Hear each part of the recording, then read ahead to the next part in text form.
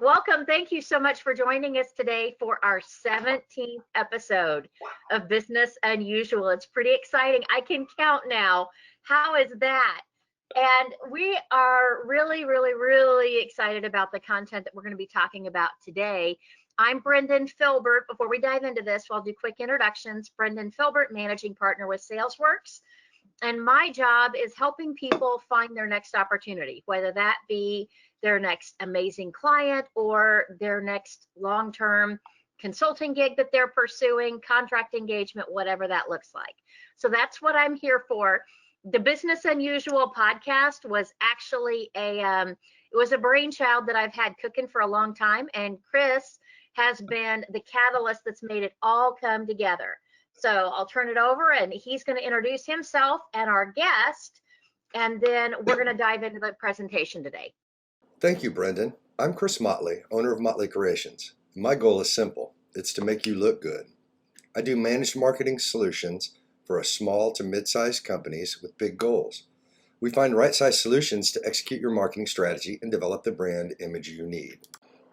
Today, we have a very special guest, Michael Corbin from KC Website Pro. Michael? Yeah, thanks, Chris. It's really a pleasure to be here. I've heard about this Business Unusual group for quite a while, and I'm just happy to be here. And so I founded KC Website Pro. Really, I have been developing websites for 25 years, everything from managing a store and the customer service side of it to marketing it and promoting it. And so we're going to get into some top-level stuff today and appreciate the opportunity, Chris. I need to apologize to Michael as I listed his site in the articles that we send out as part of this program. I listed it as KC Web Pro, and it's actually KC Website Pro, so I apologize, Michael. Stick around to the end as his actual contact information is listed on the last slide of this presentation. Again, welcome to episode 17. Can you believe that? 17 of these things. Who is this session for? Brendan and I turned our attention to helping others during the strange times we're in. One of the ways is to help professionals who have been impacted by the pandemic and are looking to pivot into ways to generate revenue streams. Let's start with what you need to know, the groundwork you need to have in place to get started. Know your why and your goal. When I started my company, I kept a 32 by 24 inch poster of my then toddler son's pudgy face directly across from my desk. He was my why, so it helped me to have difficult conversations, motivated me to move forward when I was maybe discouraged. What I'd like you to do is to clearly define your why. It may be financial freedom, a lake house, a new boat. Whatever your goal is, have some kind of reminder around to keep you focused. My goal at that time was to increase clientele base. This would increase revenue to improve his opportunities in life. And this helped me by making me ask myself if what I'm doing right now is moving towards the goal or away from it. You need to know what your goal is and use that as a yardstick to measure your actions. Ask yourself, will this help me get where I want to go? A good concept to learn is success leaves clues. So we can look at who's successful in our industry, what are they doing to generate that success, and then how can I reverse engineer it? It may be a series of videos or an active social media account. You might have the skills and the time to do it, or you may need to hire a professional. Brendan and I look at companies like Amy Porterfield or Think Media, who both will tell you the same principle. What companies have learned from this current situation is they can use a virtual workforce. They can deliver products online rather than in person. Some have a new order online and use curbside pickup. Things are changing and we must change with them. So think of how do you fit in this new world? Identify your opportunities. You may have equipment on hand to generate your product, which might not be in high demand. Think of ways of repurposing that equipment. I read an article about a company that ran a service that uses 3D printers. When their orders trailed off, they used those printers to print masks for healthcare workers. And they met a need and they generated positive press about their company. If you train people as a professional service, maybe you can make your training virtual. You could even transition to recording videos that you sell that could potentially make you money while you sleep. You may have a service that uses equipment that's idle right now. In that same article I mentioned earlier, I read of a company that was non-essential that had vehicles that weren't being used. So they started working with older communities to help them get their groceries delivered. Again, repurposing equipment to generate income. Use whatever you create as a monkey's paw. A monkey's paw in nautical terms is a rope with a ball on it that ships use to throw to the dock so the people on the dock can pull in their large ropes and tie them off. It's simple terms, it's a way to get in. So think of ways that you can use your opportunities as top of funnel activities to generate interest or visibility in what your company's main product or service offering is. And the monkey's paw that Chris talked about, just think about it like a tether.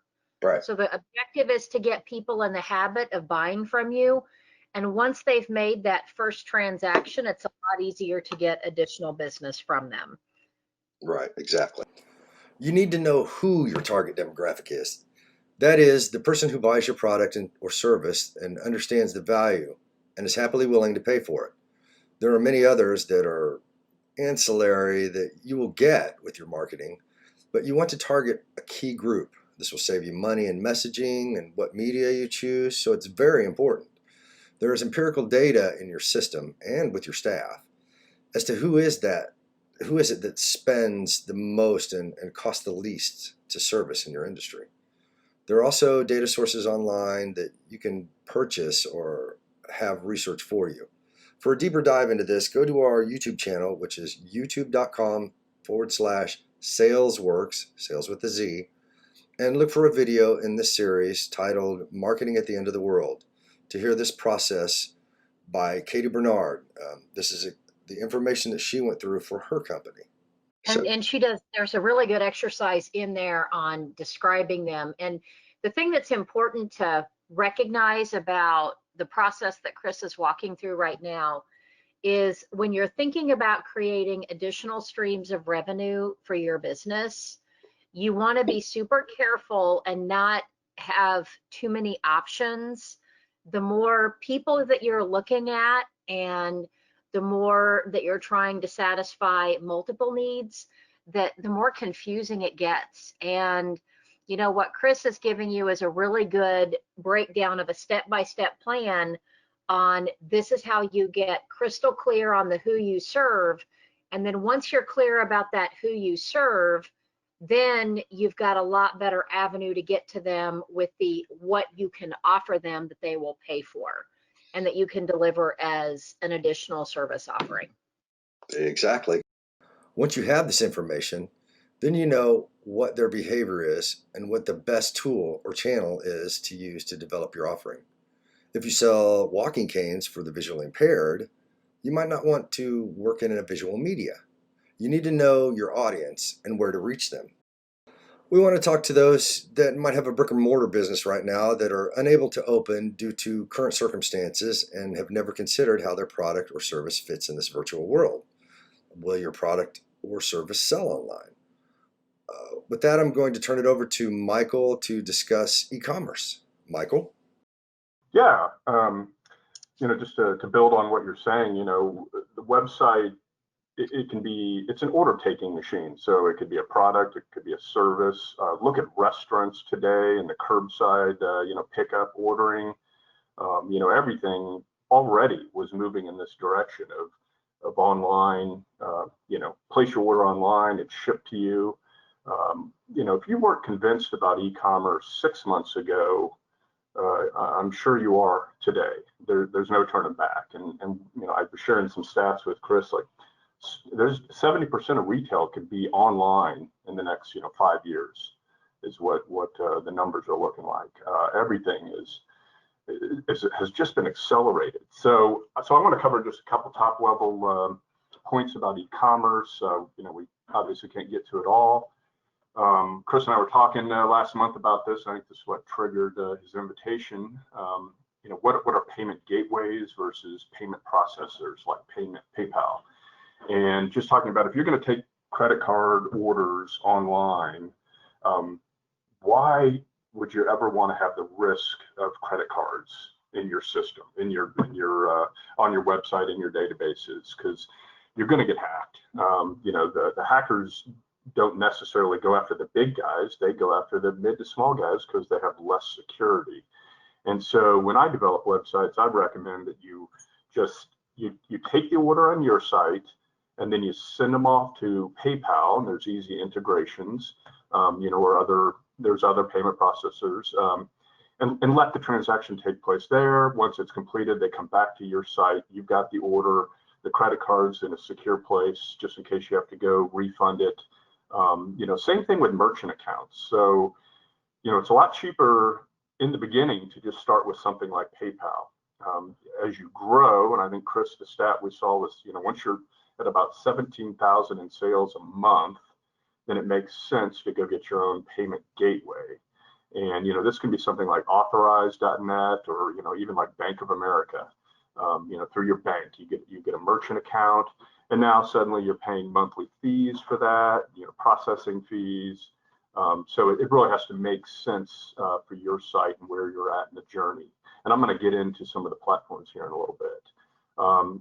At minimum, every single website, your website needs to be secure. It is a Google SEO ranking factor now. You want to go get an SSL certificate.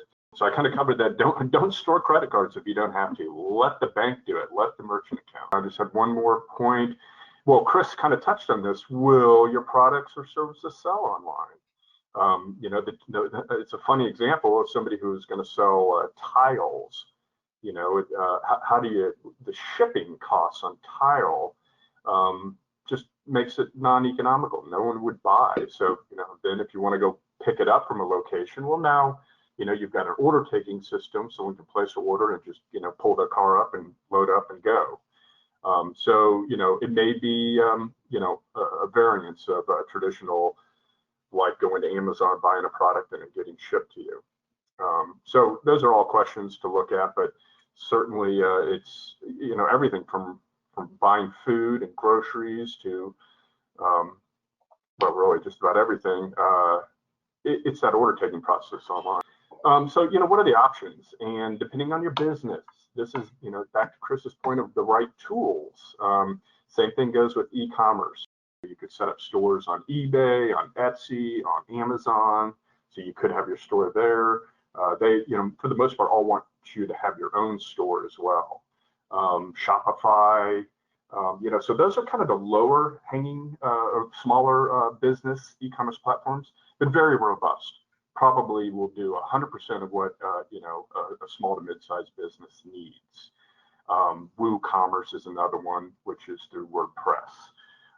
When you start to look at like a Shopify store, now you pay monthly hosting fees to Shopify. You're paying a percentage on every charge. With Etsy, you got to pay every time you put a product into their store. You got a listing fee.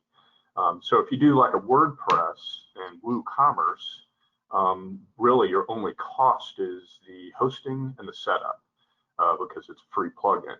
And there's certainly plugins that enhance it and that cost money, but for the most part, it is a free option. And so the question is, what's right for your business? And it may be, what are you comfortable with? Sometimes folks will hire me to do that for them, or they'll hire me to build the site, the store, the framework, and then train them how to manage it themselves. And, so it just depends on where you're at in your business.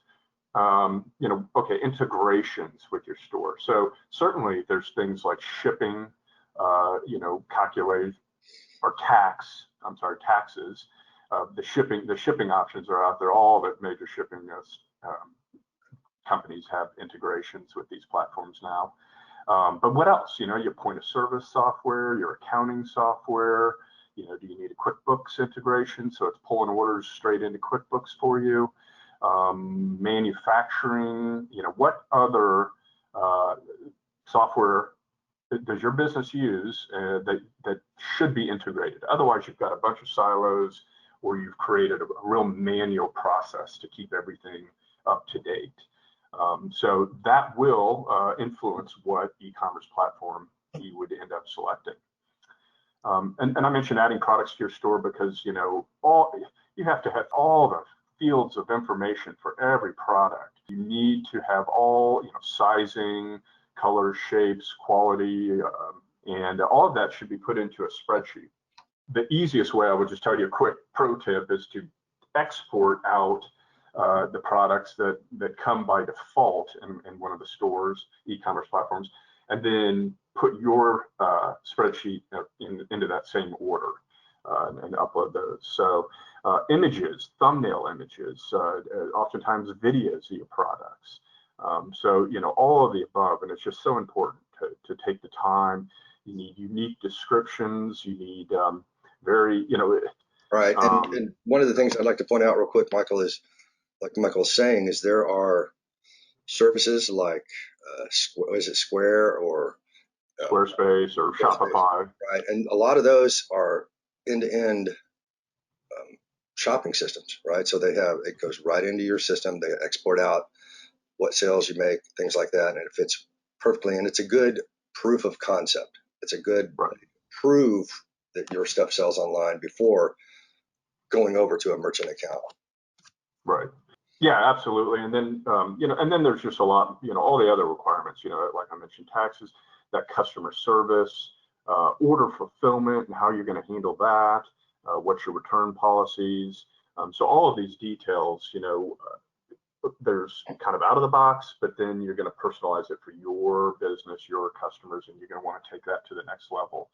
I have seen, I just finished a site for kcvacuums.com, and they've added a little chatbot feature to their site, and it doubled their sales instantly because suddenly they had a live person ready to answer questions. And if you don't capture people at the moment, the chances of them coming back are pretty slim. So just to kind of wrap it up, and I'm certainly available to consult after this if I didn't get to your questions. Your new store's live. Okay, now what? So it is not the field of dreams. There's no build it and they will come. You know, SEO is a minimum. You've got to have the right metadata, and every field of information is considered. Your site has to be responsive, so it works on any device. But then you're still going to have to spread the word, and you can do some things for free on social media, but chances are you're going to end up either doing Google AdWords and pay-per-click, or promoted tweets or promoted Instagram posts or Facebook. Now, shopping channels like Amazon, and I'm going to finish on this because I've done, you know, set up several stores and sold products on Amazon for years, and the fact of the matter is that's where the buyers are. I mean, nobody's competing with them. Maybe Walmart, but it's just insane. I mean, that's where buyers are. You can list your products on Amazon. You can build your own store on Amazon. You can do the fulfillment of the products, or it's fulfillment by Amazon FBA, where they actually warehouse your products. You know, if you have drop ship, they'll take care of it. From Amazon's perspective, they want to own the customer journey and experience. And they want that is their driving force. It's all about the customer experience and delivering. And so if you treat your customers well and fulfill quickly and are there for support, returns, and exchanges, Amazon will then start to promote your products. And then also you can pay for Amazon to display your products with similar, you know, search terms, just like you would like on a pay-per-click product on Google. So Amazon is just one shopping channel. So, you know, again, you build your store, you market it, then you start to build out these different shopping channels with your products, and suddenly you're making money while you're sleeping. And I'll leave it to Chris on that note. Exactly. Thank you, Michael. And again, Michael's contact information will be at the end of the slideshow. So, and you'll get this deck, and you'll get a link to the video and everything after this. So, and check out KC Website Pro. Yeah. For more examples of my work. Exactly. And anybody, you can take time right now and put in the question panel there if some of this sounds interesting to you, if you're thinking maybe using like an Amazon approach where you're just putting a product in the Walmart store. In other words, you give it to them and they handle all of it. Or you're thinking maybe Squarespace or whatever, ECommerce or something, a product like that, or thinking maybe you need to build a whole new website. So go ahead and put stuff into the questions box. Let me know what you're thinking, and we'll just go ahead and move on here. So hang on real quick before Sure. we dive in. It's fun kind of sitting on the outside and listening in on the conversation for today. I want to give everybody just a couple of ideas about where this may, because I'm looking at who our audience is right now. And for the most part, we have folks on our call that do not sell physical products. They don't have bricks and mortar. They have ideas and they have approaches and they have processes. So what they're going to be looking at selling is probably knowledge products. But I wanted to kind of just give some different ideas here so that you can think through as Chris starts to talk about the next stage, which is here's how you really think through what the avenues are to market and sell this and what makes sense. I just want you thinking about just the numbers. So for example, we have one of our clients that has promotional products that she sells. And she actually created an Etsy store to resell products. They aren't even hers. She doesn't touch anything. And she was making $9,000 a month in additional income off of the Etsy store. And her margins were really good. And there was a fulfillment center behind it that she tracked down. Like we had the example that was given here by Michael of he's talking about Amazon can do fulfillment for you. I knew a gentleman in one of my Rotary clubs that what he did is he put together a package of Casey's Best Barbecue, went to like Zarda and Gates and I'm trying to think of who else it was. There were three of them, Jack Stack, and put together a package of 3 barbecue mixes. He was making over $100,000 a year just off of, again, barbecue sauces. So there's so many different things that you can do with this. You can do ebooks. I know of people that make several $1,000s a month off of their website selling ebooks, as well as the ebooks are a phenomenal way for them to engage their audience in that initial transaction that gets them thinking about spending money. And that's once they start spending money with you, it's a lot easier to get more money out of them and to have more business from them. So just have that at the back of your mind as Chris is diving into some of this. Think about who that perfect customer is, what problems can you solve for them, how would you package the information, and then Michael's given you great information on how you would be able to monetize that relationship through your website. Okay, Chris, all yours. Thank you. And Michael, I think we have a question for you. It's on the question pane. It looks like, what about larger industrial equipment that are in the $50,000 to $100,000, and what that process would be like? If you want to take a second to answer that, that'd be great. Yeah, so, this is back to that question of would a buyer, another example might be like a car. Would you go to Carvana and order up your car? I'm not going to say no because of the way, it's just, if it's easy for people, I don't know, in this example, how many options are there? Should there be consultation beforehand? Or is it just someone's coming in buying a tractor, they know what they want, and you place your order and go pick it up somewhere probably. I guess it could be delivered as well. Right, but I think like I've done work for Brunson, which is they sell a lot of engineering type stuff, and I think they have a lot of repeat customers, right? And they buy a lot of repeat kind of things. So I think in that instance it could work, but again, that's not in that instance it's not a black or white kind of a thing. There's a lot that's involved with that. So yeah, I would think at minimum they're doing their research on your website. Right. But in the end, they're going to want to go to a store and have someone that can talk to, and that's a large transaction. So, are you going to put that on your credit card, or, is it a bank transfer purchase? And then how do you account for financing options at that size? So several factors there, but I do believe it can happen though. I mean, I'm thinking about a New Holland dealer that's up by St. Joe, I think it was, that they sold a $500,000 combine through their website. Sure. Wow. And almost the entire transaction was handled online and via email. So yeah, that's the way cars are going right now too. Is it There most you car go, dealerships are shop online, order your car, and it's what do you call it? Contactless. You come up, pick it up, and drive away. We got about 20 minutes left, so I don't want to keep people too long. And thank you, Michael, for all that. I really appreciate your You expertise. Content is king, right? Especially now since we have captive audiences. Most people are spending a lot more time at home, online. And so, to Brendan's point earlier, you're a subject matter expert in your field. So be the voice of reason. Right when this all hit, I was having a conversation with Brendan, and I was saying that I know it's corny, but Mr. Rogers used to say when he saw something disturbing on the news or whatever, his mother would always go, well, look for the helpers. There's always helpers when things go wrong. And I know it's hokey, but be the helper. Right now, be the voice of reason. You are an expert in your field. And so you can sell training. You can sell, you can have a webinar. Look at what we're doing. This was our response to this, Brandon and I, is we're putting on a webinar to help people. The way things are, your smartphone is better than movies cameras were in the 50s or whatever. Their lighting is very cheap. I think I got my ring light for $30 off of Amazon.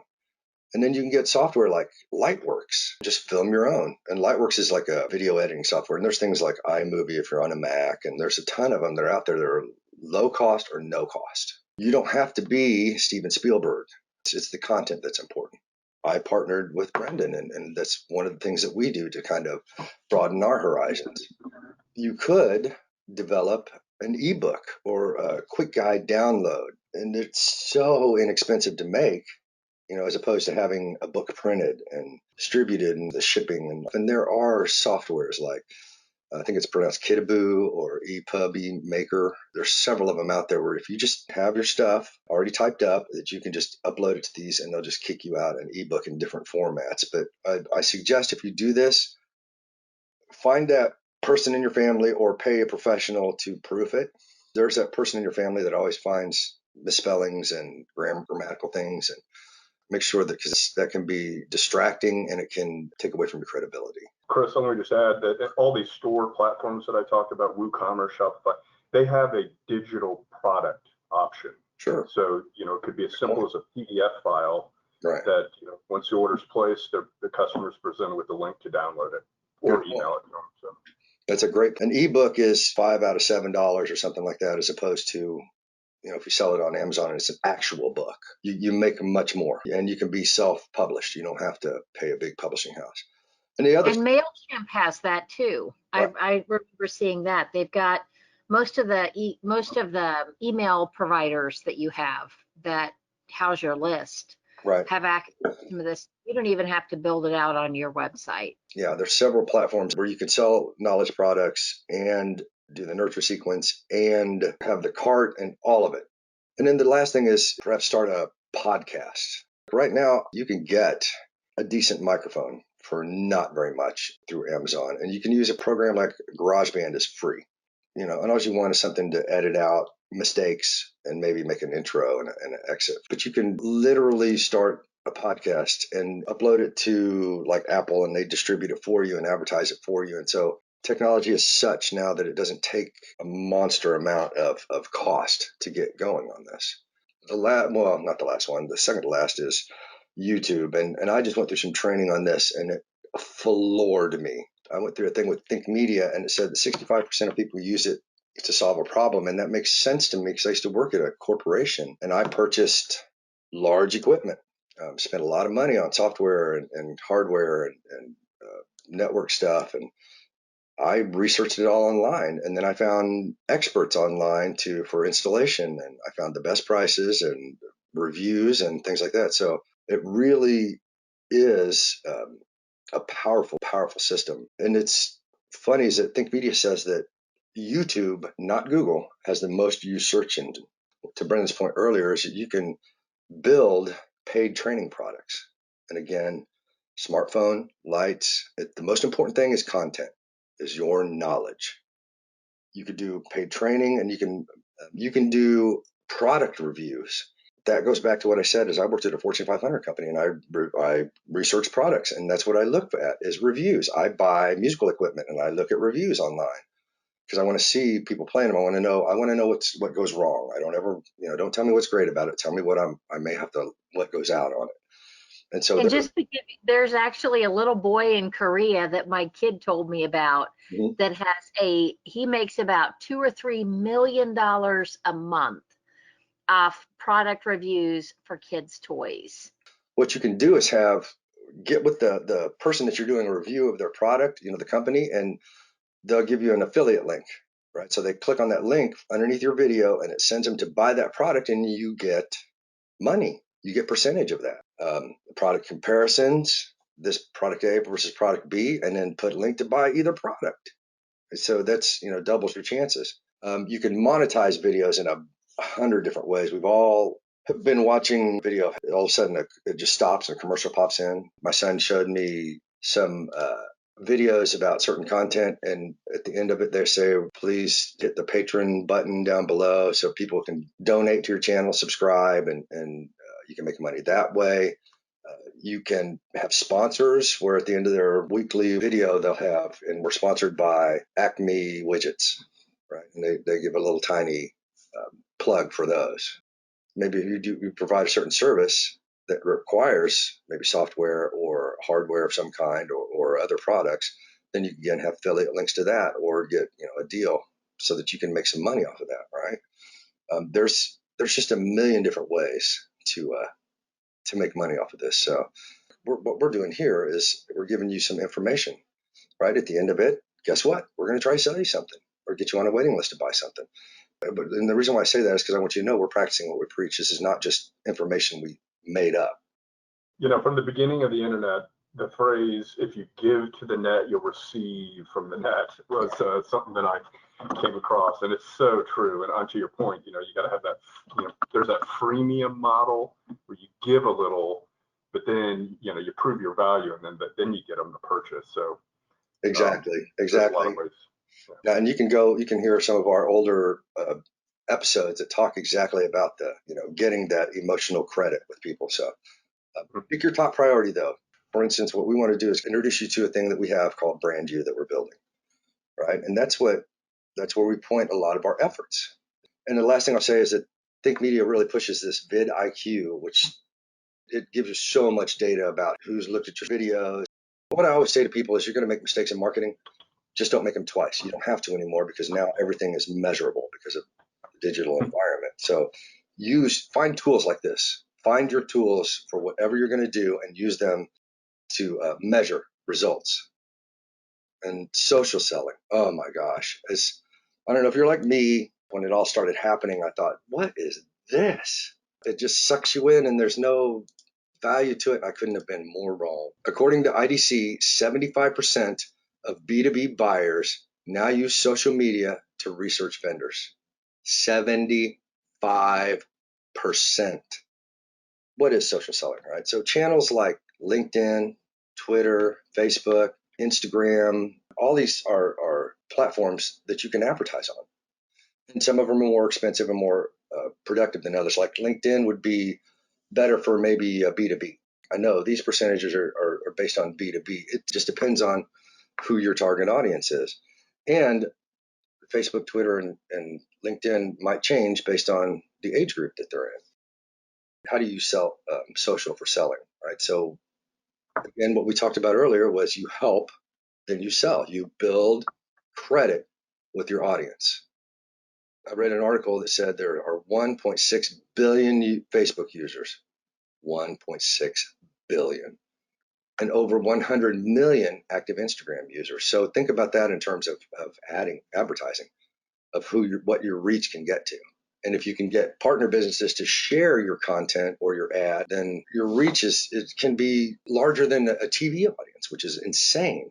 Building on that, you mentioned it early on, what channel you advertise on depends upon your target. Right. But also the messaging is going to depend upon the target. Right. Millennial or younger kids, it's just going to be a different language, different imagery, whatever it is, what value proposition to them. And then on top of that, then you add the different channels, and you really need to do that research, or you're just going to waste your money. Exactly. they'll serve your ad up forever. They have Exactly. no problem taking your money. All three of us are telling you, don't guess. Do not guess. If you can't find this through your own empirical data, we can help you. Put out great offers and original content. Again, have your referral partners. And if you need to know about referral partners, contact us about productive Here prospecting. we are. Here we are. Prospecting is a great program to teach you how to make a big difference in my business life. You can put out great content. And remember, 75% of buyers use this to help people make decisions. So put out great content, and that'll get you into the conversation. Do reviews, build communities and contests that will generate action towards your product or service. That's how I found Think Medias. They had promotion. It was like a 5-day mini training course or a challenge on YouTube. Yeah, it was on Facebook Live. Yeah, that's where they advertised. Right, and there was a lot of rah-rah and selling, but there was some wonderful content in there if you could weed through it, right? It's great. And lastly, salespeople. If you're a salesperson or that's one of your functions, this Forbes states that salespeople who invest consistent time in social media outperform their peers by 78%. 78%. That's huge. If you're getting ready to meet a prospect, you're going to sell to a person, not a company. So what are their interests? Where did they go to school? They like fishing, golf. Let them talk about their favorite subject, which is them. Talk less, listen more, right? And then they'll tell you what's wrong. And then you have a little tiny thing to sell them instead of features and benefits, right? They're more likely to buy from you if they like you. And if you let them talk about themselves, they're going to like you. So huge proponent. And it is digital stalking, whatever, it works. Build your new opportunity. So these are your action items. We need you to get to work now. Okay. So find out where your audience gets their news, hangs out, researches products. And you can do this through, Brandon mentioned earlier, MailChimp, right? And you make tiny little questionnaires, make them anonymous, make them non-invasive. You don't want a 40-minute questionnaire. You want a 10-minute questionnaire. And it may be as simple as, where do you get your news? Maybe they watch TV, maybe they get it from CNN online, maybe they whatever. Where do you do for a hobby? And I have a client that we found out a large percentage, upwards of 60-something% of their audience belong to things like Starlight Theater. So we advertised in the Starlight Theater programs that they hand out, right? So you want to find out where, because birds of a feather fly together. So you want to find out where they go and advertise there. And that way you can define strategies for the channel. So think about what your internal resources are. If you have 3D printers, if you have a fleet of vehicles, if you have this, if you have that, and then maybe partner, get commitments from vendors or partners, or and put out knowledge products together. I don't know, like me and Brandon, and put out a webinar. That's crazy talk. And then set goals and a means of measure. So we have a goal we're working on. We are currently building ways to measure this, which includes a website. And then if you do advertising on certain things like Facebook, you have to have a pixel that you put in your website and track conversions. But it's great, right? Because now if we advertise somewhere, we can tell exactly how successful it was, and if we should keep advertising there. And the point that Chris is talking about, as far as the strategies for the channel, recognize that marketing and selling is no longer just about an individual group of tactics. Oh, no. You can't have random tactics looking for a strategy. You have to kind of pick what it is that you're going to do, and then there's a campaign that goes into any of these efforts. And you can go back into the Business Unusual podcast series. We have everything on creating campaigns to building your offer. We've got a ton of this stuff that's already we've outlined and dove deep into those topics. So go spend a little bit of time over there, because we've got some really good stuff that walks you through step by step here's how you do it. Yeah, I couldn't agree more. And remember, success leaves clues, right? We talked about this earlier. So see what the successful people in your business, the ones who are making 10 million a year, what they're doing, and you'll be shocked that A lot of them are doing a channel or, something online, or depending on what their target audience is. So look at it and reverse engineer it. And finally, sometimes it's best to ask for help. I've always believed it's good to have somebody, a mentor in whatever it is, business mentor. Sometimes your time is worth too much to try to figure out how to build a knowledge product, and we can help do that. Or we can point you in the right direction. It can be either start to finish, or it can be just fractional, right? You let us know and we can help. So, yeah, Chris, for in regards to e-commerce, you can do it yourself, but the learning curve, right, like you're saying, is just, is your time more valuable? Oh yeah. So what I'd like to say is thank you very much, so much to Women's Business Center for sponsoring these events that make this possible, and we're so grateful for them. They have weekly webinars on Wednesdays and Fridays. You can go to Kansas City, wbc.eventbrite.com, and look at upcoming stuff. They have some great things going on there, and we are so grateful for them. We're going to send you this PowerPoint. We're going to send you a link to the video so you can go back through and get the information that you need out of this. But check out this link, because this is our program that Brandon and I are building. It's the Brand You program, and it's building a knowledge product, right? It's a lot of what we covered here, and you can get on the sign up list. Right now we're going through beta. We're trimming it down and making it beautiful for you. And we would love to see you guys join in on this. Well, I'd like to thank my special guest, Michael Corbin. Michael, thank you so much for coming and sharing your knowledge with us. And if you guys, want more information on e-commerce, or how, your business or your technology fits into e-commerce, get a hold of Michael Corbin here. There's his website, KC Website Pro, and his phone number and email. Again, you'll get this PowerPoint, so you'll have all this information. And I'm Chris Motley, owner of Motley Creations, and there's my email address. And then Brendan is the owner of SalesWorks, and there's her number and website and email address. So any questions for any one of us, man, we'd love to hear from you. We really would. That's all three of us. We'd love to help, whether it's just a conversation, a cup of coffee, or a virtual cup of coffee. As I always say, if there's a cup of coffee involved, I'm there. So thank you so much, Chris. Absolute pleasure, guys. Thank you. Thank you. And remember, as Brandon always says, to get what you want, you have to help others get what they want. Thanks, everybody. Have a great day. Have a great 4th. Thank you. Happy holidays and have a great day.